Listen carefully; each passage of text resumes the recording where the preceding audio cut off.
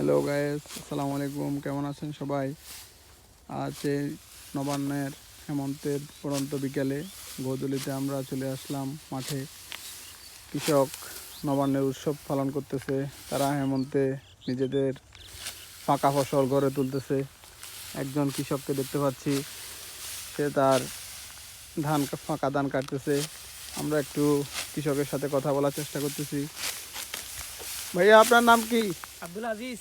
আব্দুল আজিজ। জি, আপনি আপনি এটা কি ধানটা কখন লাগাইছিলেন? এটা আমি যে 2 মাস আগেই ইনশাল্লাহ বন্যার পর থেকে আমি অনেক কষ্ট করি, চলে গেছিল সব কিছু। এরপরে দূর থেকে আনি এটা লাগাইছি, তো ইনশাল্লাহ ভালো হয়েছে ধান। তো এটা কাটার পরে আমি ইনশাল্লাহ এখানে ডাউল ডাউল ফালামু, কি ডাল ফেলবেন? কি ডাল? মুগ ডাউল। ইনশাল্লাহ ইনশাল্লাহ। যাক, আলহামদুলিল্লাহ, আপনারা ডিস্টার্ব করলাম, আপনি আপনার কাজ করেন।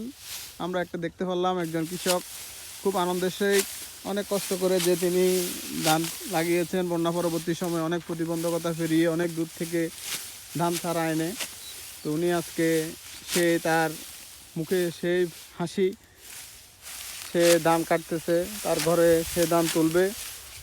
আমরাও খুবই খুশি কৃষকের সেই খুশি দেখে।